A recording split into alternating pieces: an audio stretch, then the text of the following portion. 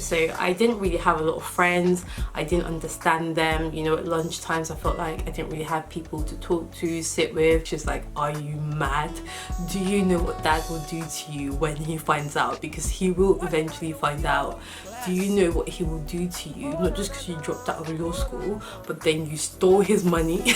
And I was just like, this horrible woman is trying to ruin my destiny. Emini. Hello beautiful people, I'm Amy Justin Me. Welcome back to my channel. We are looking good and we are most definitely feeling good. Yes, I switched it up. So yeah, today I've got a story time stroke, just sharing my experiences with you guys, my law school experiences. And just gonna like share why I hated law school and yeah, why I kind of tried to drop out, but my mama caught me and she stopped my ass. So yeah, so I'm going to be sharing sort of like my legal background and hopefully dropping some gems as to how I got to where I am, kind of.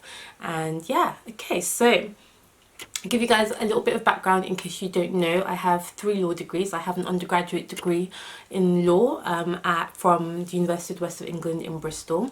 I stayed on there to do my commercial law masters, and then after my masters I then went on to law school in London at Kaplan Law School. Now, studying law was something I knew I wanted to do since the age of like 8. I was just a loudmouth, argumentative child. You couldn't tell me nothing. I had 3 words if you told me 1. You tell me 1, I had 3 to tell you right back. So everyone always just tell me, you need to study law, you're going to make such a good like barrister. If you don't know what a barrister is, in the UK lawyers are split into solicitors and barristers. Solicitors do a lot of the paperwork and pre-court trial stuff, and when a case actually goes to trial, barristers are the lawyers that go and argue and present the case in front of a judge or in a tribunal or whatever. So yeah, I wanted to go and argue because I just had that fighting spirit. So yeah, I started studying law at college, which is like when I was 16 to 18. And I really liked it. I was very passionate about it. I went on to do my law degree, my masters, and then I got to law school. So I chose to go to Kaplan Law because when I did my research, it was pretty much the best law school in London. And they were the only ones that had a kind of like a assessment to get in, because one thing about law, which I think has now changed, now assessments are mandatory, but at the time they were the only ones that had one to get onto the courses. There's no guarantee that even if you get your law degree, go to law school, that you're going to get a job in law. Is extremely competitive. So I like the fact that they were kind of thinning out the herd and you had to do this assessment day. So I went to the assessment day, I smashed it in my opinion, and obviously they offered me a place at Kaplan Law. So I remember my first day of law school, I was so excited. By the way, law school costs 15,000. So yeah, my dad paid that. I was very fortunate that my dad could pay my fees, but when it came down to, you know, my everyday expenses, I was responsible for that. So I had a part-time job as well, and I was living at home in Surrey and then commuting into London every day for law school, which will all tie into the story a little bit later on. But yeah, my first day of law school, I'm super excited. And back then my style was quite out there, so like I've always been quite bold when it comes to fashion. I love fashion, but I was a lot bolder back then. But this was a good 7 years ago. So yeah, I guess I don't know if I was on trend or off trend, but at the time I thought I was fabulously on trend. And I remember my first day of law school, I wore these big hooped feathered earrings. I had like my nails done. Like if you notice, I rarely ever have my nails done because I hate it. I can't stand my nails being filed, but I probably had them done a few days before and they were chipped, and yeah, I didn't even really notice. But I went in, you know, confident, loud attire, bright colours, which is just me. And I remember sitting in the induction, and then this woman, who I am going to give pride and place in this story time, let us call her Cruella. Cruella de Vil, yes, that's what she reminds me of. She was giving the speech. She was kind of like the vice president of the law school. Oh God, I don't know if you can use that to identify her. Oh well, it's kind of the vice president of the law school. and she was giving this speech to indoctrinate all of us new starters in, and she was making comments about how all of us would have to make sure we behaved at a standard that, you know, suited Kaplan Law's reputation. She said that some people at the interview assessment process had used words like "in it," and that was completely unacceptable. She was like, your dress code as well, so none of these nail polishes that are chipped and all that. And I just felt like, oh, girl, you can come for me. I ain't even been here an hour and you sat right in front of me coming for my chipped nails. And I was like, okay. So right from that moment I was like, we are not going to get along, Corolla. Like, we are not going to be friends. But yeah, so law school was tough, I'm not going to lie to you. I found that, like, the good thing about Kaplan Law is that it's very small classes, because they do only take the best of the best.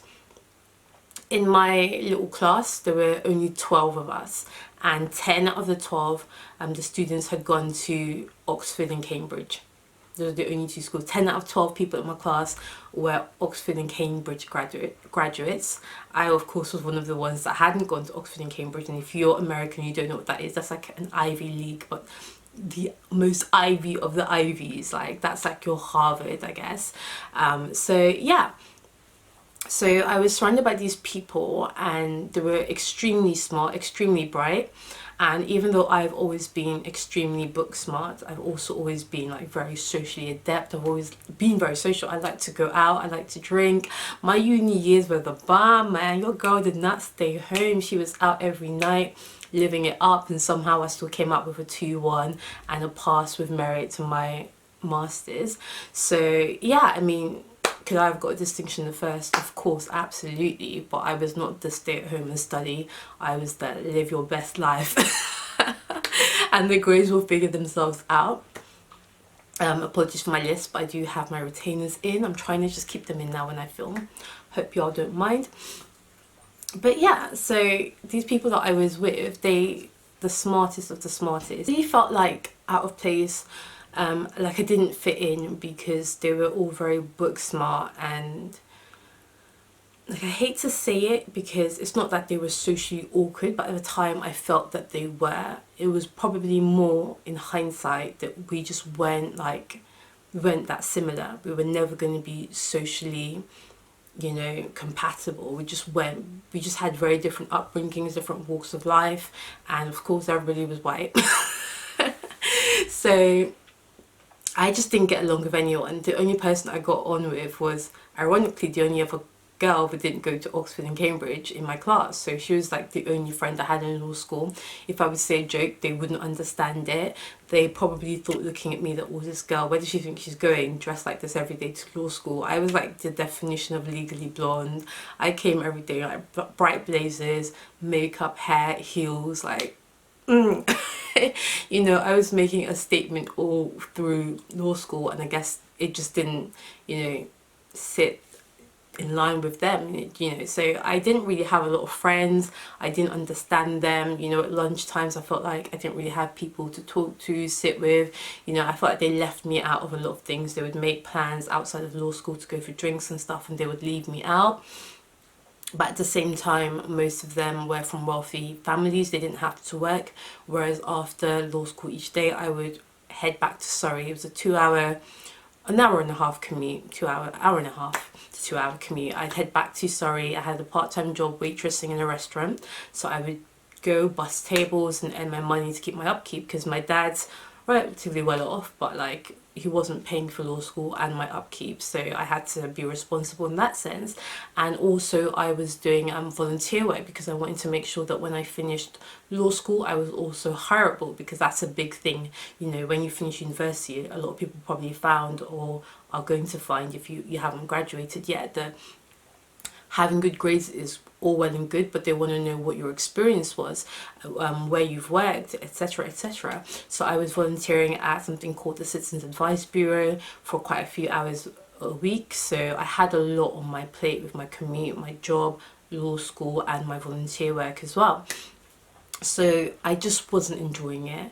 Like, I was looking around at these people and I was thinking, these are the people that I'm going to be working with. You know, it's not just, oh, get through law school and like you'll survive. No, these are the kind of people I'm going to be working with. And then at law school you have to do these things where you attend, if on at the bar anyway, which is the barrister training, you attend these events at your Inn of Court. I was a member of Gray's Inn. Wouldn't make any sense to you if you're not legally minded, but you have to attend these events where you do something called mooting, and you go for dinners with like people that are practicing and who are within your inn. So I would go and attend these events, and I would do mooting, which is like debating your case, and I was very good at it because yeah, your girl can argue. But sitting down through these dinners and looking at these people that have been studying law, and I was thinking, God, like, even the way some of them would look at me, I was just like, I don't belong here. And I was like, I just do not see this being my future. And another thing about like lawyers is their hours they work are ridiculous. So I think I always had this kind of legally blonde idea of what law practicing would be like. And by the time I got to law school, where you really started to see the very much ins and outs of what you'd be doing every day, I realized this wasn't something I wanted to do. I didn't want to actually practice law, and maybe the passion I'd always had for it had died. So my dad had paid the 15,000, and you can kind of, they give you like a 3-week grace period where you can decide if it's for you, but after 3 weeks that money is gone. So I was like, this isn't for me, I'm gonna have to drop out. So I remember calling my sister. I said to my sister, like, look, yeah, like we've got 2 more days for me to get that money back. I can't tell dad because dad will absolutely flip out if I tell him that I want to drop out of law school. So I'm just going to get the money back. I'm going to put it aside. I'm going to buy a house. You know, I'm not going to tell him. I'm going to keep pretending that I'm going to law school every day. I had this whole plan in my mind, and my sister really shut that down really quick. She's like, are you mad? Do you know what dad will do to you when he finds out? Because he will eventually find out. Do you know what he will do to you? Not just because you dropped out of law school, but then you stole his money and went and bought a house. Like, he was like, no, you cannot do that. And I still wasn't convinced. I was like, oh, like, I didn't know what to do because I knew I didn't want to practice law, but I'd never quit anything in my life. So I was like, what do I do? So I spoke to my mum, and I remember like sitting on my mum's lap, like in tears, like completely bawling my eyes out and just saying, I hate law school, they all hate me, I have no friends, I don't get along with any of them, I don't understand, I don't want to practice law, mum, I don't want to do this, I just want to quit, and it's my last day, can I quit, mum, please tell me I can quit. Help us, sister. And my mum was just like, they're there, you're not quitting anything, but they're there. My mum was not having it, but she was super supportive. She was just like, you've never quit anything, Mimi. You're not going to start today. You need to be strong. You need to put your big girl pants on, and you need to go show these people that you belong there. You need to work hard. If after law school you decide, and I remember that she said to me, if after law school you decide not to practice, that's fine. I will support you. I will speak to your dad. We will both support you, but you have to see this through. You're not quitting. And I was like, but that made me feel a lot better, because I was like, okay, at least if I get through this 1 year, then I'm done. I don't have to then practice. All I have to do is survive the next year. So I was like, okay, mum, you're right, we're not quitters, so I'm gonna get this done. So I went back to law school, and I got through the year. I would say for the next 8 months, you know, it was hard juggling everything, but I did it.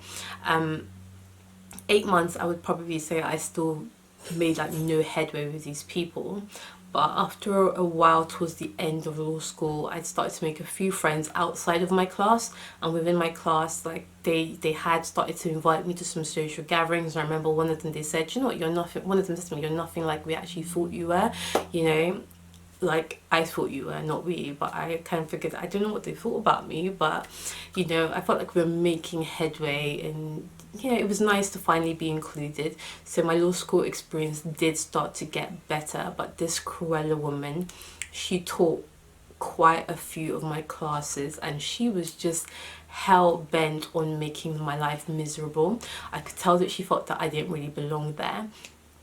And if I had to do assignments and submit it, she would always have very harsh criticisms for me. Even people didn't do half as well in the presentations that I did, you know, she would kind of give them a slight, you know, criticism, but me, she saved the best for me. And I just really started to resent this woman, hate this woman. I remember when it was like end of year times, we're doing our assessments, and like something about me is I'm very good at, you know, memorizing like a presentation or a script or my talking points, and I can pretty much deliver a 15-minute presentation word for word if I've had time to memorize it. And you know, it's not always the best, because now I tend to just bullet point and just go offhand, but for this woman I was like, nah, I'm not taking any chances. I memorized everything that I prepared, and then I delivered it. That it was one-on-one with her. And she says to me at the end of it, do you know what, Mimi?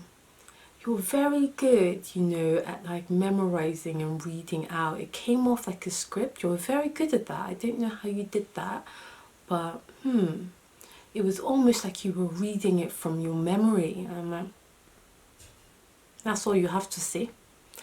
Maybe my delivery wasn't very natural. Like for me to deliver that word for word, something that like I had prepared for ages, I knew that was a good presentation, and she just had nothing good to say. And even the marks she gave me, I just felt like it wasn't even representative of what I had done and what I had delivered that day. But I was just like, you know what, I'm never gonna please this woman.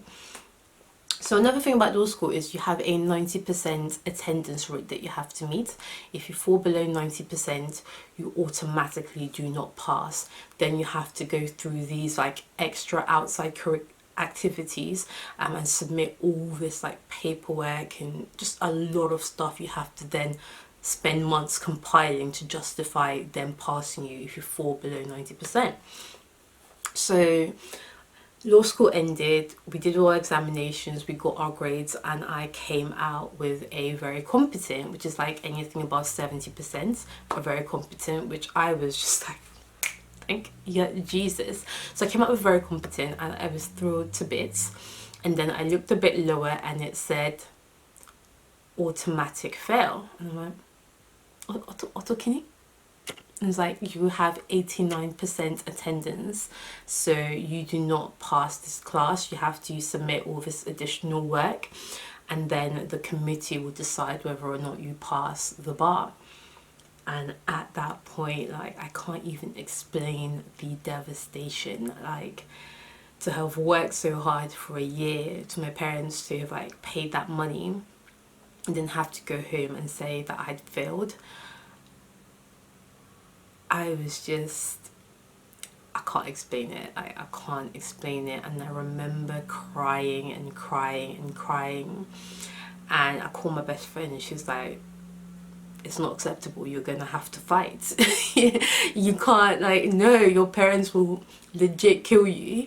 You're going to have to fight this. I went and I picked up the school guidebook, like the Kaplan Law guidebook, and I read page after page after page looking for a loophole, because at the end of the day, I'd done all this training to become a lawyer. I was gonna put that law degree, everything I learned in law school, to good use. So I was looking for a loophole. I was looking for a back door, any way to like fight this 89% thing, attendance. And I found a clause in the handbook, whatever, that says if you've missed a class and you've done everything possible to catch up on the work that you missed in that class, that will count as you having attended the class. And I was like, thank you, Jesus, this is the Hail Mary I need. And then I had to then figure out what class I'd missed. Oh, and you had to have notified the lecturer that ran that class that you were gonna miss it, and then you then had to have caught up on everything. I was like, what class did I notify them? What did I catch up on? I was looking for everything I could think of. And then the class, of course, that was my saving grace was run by Cruella. And the work that day, so I let her know that I wasn't going to make it because I had commitments with my volunteer work at the Citizens Advice Bureau. So the work that we'd been doing that day were 15-minute presentations. That's the class we'd had work to prepare, and then we had to give 15-minute presentations. So everybody, the day was just spent watching other people, and then you presented yours. So I'd missed that day, but I had done my presentation afterwards with her, because I said to her, look, I've prepared it, I'm sorry I missed the session, but I want to deliver it. So I'd done it with her. So I messaged her and I was like, look, this is where I am. It says I automatically fail, you know, but I've read the handbook and there's this clause in there that I want to rely on. Do you remember, I sent her the emails, like, do you remember me sending you this email about me going to miss that class? Do you remember me actually presenting my 50-minute presentation to you? Do you think that's suitable enough to count as having done everything you need to do to catch up on the work? And she was like, surely not, Mimi.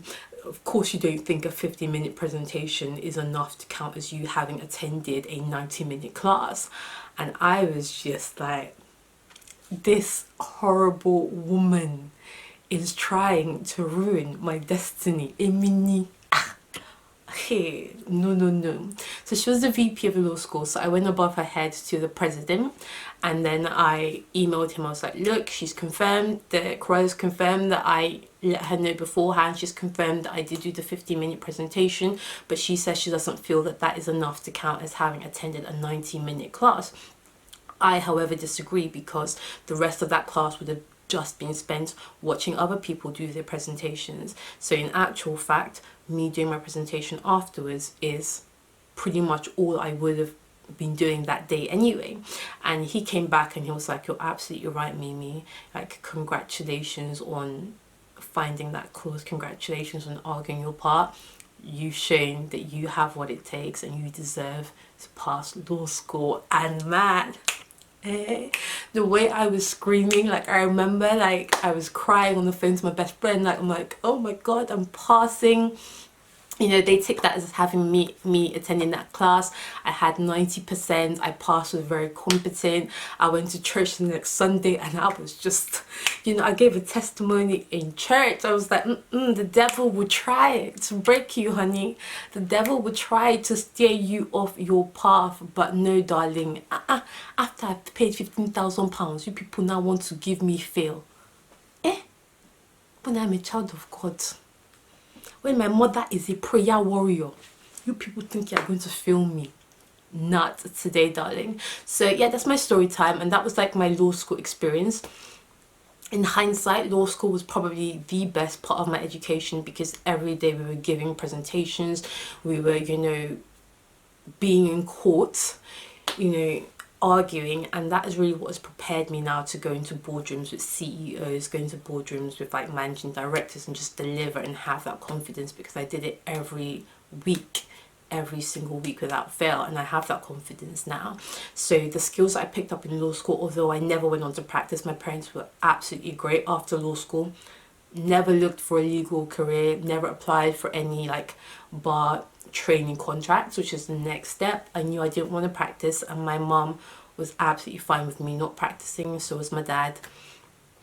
But yeah, that till today, best year. Like, I would never take that back. What I learned, I put into practice every day, and not just at work. Like, when I sit in front of YouTube and I film these videos and you guys say, Mimi, you're so articulate, you're so confident, you could be a presenter, is because of that 1 year in law school. Prior to law school, I would have to read in class and my hands would be shaking with the paper like a leaf. Like, I couldn't speak in public. And now, you know, so, and also having that on my CV gets me through the door.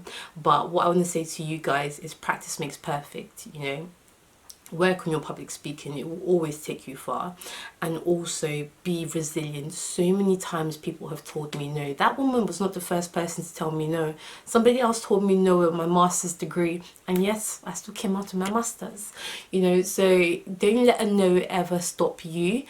I passed, no help from her, but trust me, darling, the devil will never win when God is on the throne. So anyway, I'm going to stop preaching to you guys. I hope you guys enjoyed that story time. That's my law school experience. I'm Mimi of Just Doing Me. We are looking good, and we're most definitely feeling good. And by the way, I will link this hair if anybody cares.